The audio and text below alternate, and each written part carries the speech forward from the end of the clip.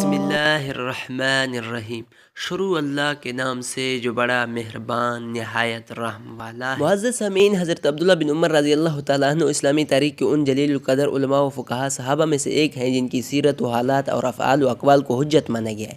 نسب کے لیے یہی شرف کافی ہے کہ حضرت عمر فاروق رضی اللہ تعالیٰ عنہ کے بیٹے اور ام المومنین حضرت حفصہ رضی اللہ تعالیٰ عنہا کے سکے بھائی تھے۔ حضور صلی اللہ علیہ وسلم کی بعثت کے دوسرے سال پیدا ہوئے تھے۔ ابھی 5 برس کے تھے کہ ان کے والد حضرت عمر رضی اللہ تعالیٰ عنہ مشرف با اسلام ہوئے۔ جب حضرت عمر فاروق رضی اللہ تعالیٰ عنہ ہجرت کر کے مدینہ تشریف لے گئے تو عبداللہ بن عمر رضی اللہ تعالیٰ عنہ 12 سال کے تھے۔ گھر کا مول دین پر مر مٹنے کا تھا۔ عبداللہ بن عمر رضی اللہ تعالیٰ عنہ پوری طرح اسی رنگ میں رنگے ہوئے تھے۔ لڑکپن ہی سے آپ کی ذہانت اور فقاہت کے جوہر کھلنے لگے تھے۔ ایک بار حضور صلی اللہ علیہ وسلم نے حاضرین سے سوال کیا کہ وہ کون سا درخت ہے جو مومن بندے کے مشابہ ہے، ہمیشہ تازہ رہتا ہے اور پھل دیتا رہتا ہے۔ حضرت ابوبکر اور عمر رضی اللہ تعالیٰ عنہ سمیت سبھی خاموش رہے۔ حضور صلی اللہ علیہ وسلم نے فرمایا وہ کھجور کا درخت ہے۔ عبداللہ بن عمر رضی اللہ تعالیٰ عنہ پہلے ہی سمجھ چکے تھے۔ بعد میں اپنے والد کو دل کی بات بتائی تو وہ بولے اگر تم جواب بتا دے تو میرے لیے بہت خوشی کی بات ہوتی۔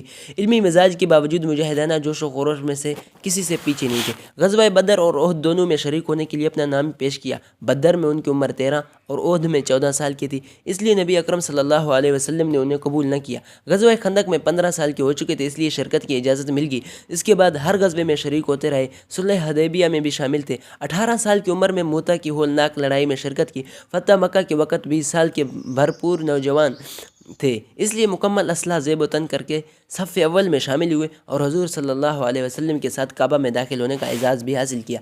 اس کے بعد غزوات اور مختلف سرایا میں شامل رہے۔ نوجوانی میں گھاڑ دوڑ کے بھی شوقین تھے۔ حضور صلی اللہ علیہ وسلم مدینہ میں گھاڑ دوڑ کے مقابلے کراتے تھے۔ عبداللہ بن عمر کا ان مقابلوں میں شرکت کرنا بھی ثابت ہے۔ شکل و صورت میں اپنے والد سے بہت ملتے جلتے تھے۔ رنگت قدمی تھی، بلند قامت اور بھاری بھرکم تھے۔ داڑھی ایک مشت تھی اور زلفین کندھوں تک۔ اکثر سادہ اور کبھی کبھار بیش قیمت لباس زیب و تن کرتے۔ کرتا شلوار اور سیاہ امامہ عام لباس تھا۔ عبادت اور ریاضت کے لحاظ سے بھی آپ کی زندگی قابل رشک تھی۔ نوجوان ہی سے زاہدانہ طبیعت پائی تھی۔ ہجرت کر کے مدینہ آئے تو عام طور پر مسجد ہی میں رہتے اور وہیں سو جاتے۔ ایک بار ایک ڈراؤنا خواب دیکھا اور اپنی بہن ام المومنین حضرت حفصہ رضی اللہ تعالیٰ عنہ کو سنایا۔ انہوں نے رسول صلی اللہ علیہ وسلم سے تعبیر پوچھی تو آپ نے فرمایا عبداللہ اچھا آدمی ہے، اگر رات کو نوافل بھی پڑھے تو خوب ہو۔ اس کے بعد انہوں نے اکثر نوافل اور تہجد کو لازم کر لیا۔ اپنے والد کے دور خلافت میں انہوں نے مجاہد کی زندگی گزاری۔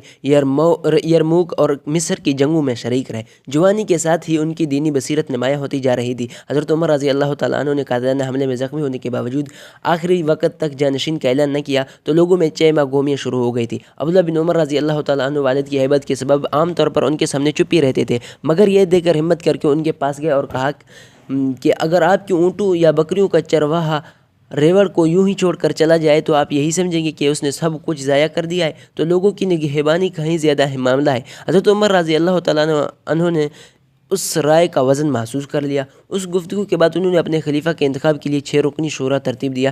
خلیفہ دوم کے فرزند ہونے کے باوجود از خود عہدوں سے کنارہ کش رہے۔ حضرت عثمان رضی اللہ تعالیٰ عنہ کے دور میں انہیں قاضی بنائے جانے کی پیشکش ہوئی، مگر انہوں نے معذرت کر لی۔ البتہ ایک عام مجاہد کی حیثیت سے افریقہ، خراسان، طبرستان کی مہمات میں شریک رہے۔ حضرت عثمان رضی اللہ تعالیٰ عنہ کے دفاع میں پیش رہے اور انہیں ہمت دلاتے رہے کہ وہ باغیوں کا مطالبہ نہ مانیں اور خلافت سے ہرگز دستبردار نہ ہوں۔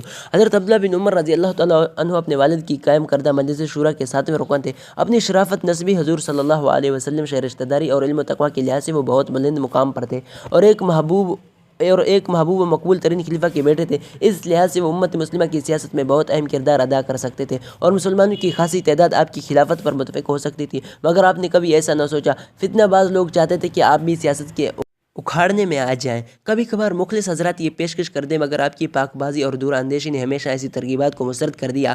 اس کے بعد ابن عمر رضی اللہ تعالیٰ عنہ عمر بھر کسی بھی سیاسی کشمکش کا حصہ بننے سے دور رہے۔ حضرت عثمان رضی اللہ تعالیٰ عنہ کی شہادت کے بعد کچھ لوگوں نے انہیں ترغیب دی کہ وہ خلیفہ بن جائیں اور کہا آپ امیر ابن امیر ہم سے بیعت لے لیں، مگر آپ کا جواب تھا میں اپنے لیے ایک مچھر کا خون بھی نہیں بہنے دوں گا۔ عبداللہ بن زبیر رضی اللہ تعالیٰ عنہ کے دور میں کسی نے ان سے کہا کہ سب لوگ ختم ہو چکے ہیں، آپ صحابی رسول اور عمر بن خطاب رضی اللہ تعالیٰ عنہ کے بیٹے ہیں، میدان میں کیوں نہیں آتے؟ فرمایا اللہ نے بھائی کا خون حرام کر دیا اس لیے میدان میں نہیں آتا۔ کسی نے کہا اللہ تو کہتا ہے اور ان سے جنگ کرو یہاں تک کہ فتنہ نہ رہے اور دین اللہ ہی کا رہ جائے۔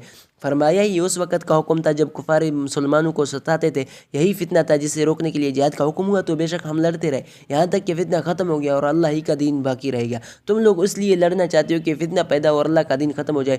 آپ تفسیر، حدیث اور فقہ کے بہت بڑے امام تھے۔ آپ سے منقول حدیث کی تعداد 4230 ہے۔ قرآن مجید کو بہت غور و تدبر کے ساتھ سیکھا تھا۔ سورۃ البقرہ کے علوم حاصل کرنے میں 14 سال لگائے تھے۔ حضور صلی اللہ علیہ وسلم کی وفات کے بعد آپ تقریباً 43 برس زندہ رہے۔ اس طویل مدت میں آپ کا زیادہ تر مشغلہ روایت حدیث اور افتاء ہی کا ہی تھا، اس لیے کبھی تو منصب قبول نہ کیا کہ کہیں اس مبارک مشغلے میں کمی نہ آ جائے۔